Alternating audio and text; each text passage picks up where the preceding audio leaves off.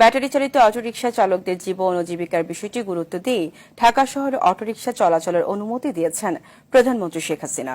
মন্ত্রিসভার বৈঠকে প্রধানমন্ত্রীর এই নির্দেশনার কথা জানান মন্ত্রিপরিষদ সচিব মাহবুব হোসেন। তিনি আরও বলেন, বাজার পরিস্থিতি নিয়ন্ত্রণে বাজার মনিটরিংও আরও জোরদারের নির্দেশনা দিয়েছেন প্রধানমন্ত্রী। আরও জানাচ্ছেন বিপুল দেব রায়। সোমবার সকালে প্রধানমন্ত্রীর কার্যালয়ে প্রধানমন্ত্রী শেখ হাসিনার সভাপতিত্বে অনুষ্ঠিত হয় মন্ত্রিসভার বৈঠক। এই সময় 5টি খসড়ার চূড়ান্ত অনুমোদন দেয়া হয়। বৈঠক শেষে সচিবালয়ে সাংবাদিকদের ব্রিফ করেন মন্ত্রিপরিষদ সচিব মাহবুব হোসেন। তিনি বলেন, স্বল্প আয়ের মানুষের কষ্টের কথা বিবেচনা করে প্রধানমন্ত্রী শুধু ঢাকা শহরে ব্যাটারি চালিত রিকশা চলাচলের অনুমতি দিয়েছেন।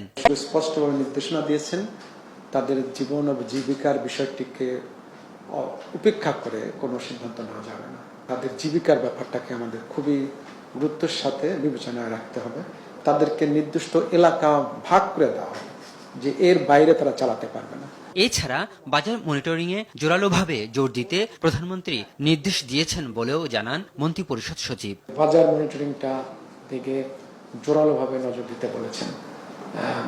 মানে কিছু কিছু পণ্যে বাজারের সাপ্লাই কোনো ক্রাইসিস না সত্ত্বেও পণ্য মূল্য বৃদ্ধির যে প্রবণতা দেখেছেন, আপনি বলেন যে খুব কঠোরভাবে যেন বাজার মনিটরিংটা শুরু করা, সেজন্য উনি সুনির্দিষ্টভাবে বাণিজ্য প্রতিমন্ত্রীকে নির্দেশনা দিয়েছেন। এদিকে বঙ্গবন্ধু অ্যাভিনিউয়ে আওয়ামী লীগের কেন্দ্রীয় কার্যালয়ের সামনে আওয়ামী ওলামা লীগের প্রথম প্রতিষ্ঠা বার্ষিকী অনুষ্ঠানে সড়ক পরিবহন ও সেতুমন্ত্রী বলেন, প্রধানমন্ত্রীর নির্দেশে রাজধানীতে ব্যাটারি চালিত রিকশা চলার অনুমতি দিলেও দেশের 22টি মহাসড়কে বন্ধ থাকবে এই যানবাহনটি। 22টা হাইওয়ে নিষিদ্ধ ছিল, সেগুলো নিষিদ্ধ থাকবে, ফিডার রোডে চলবে। আমরা নতুন নীতিমালা নিয়ে আসছি, জীবিকা আগে না জীবন আগে। বিপুল দেবরাই, RTV, ঢাকা।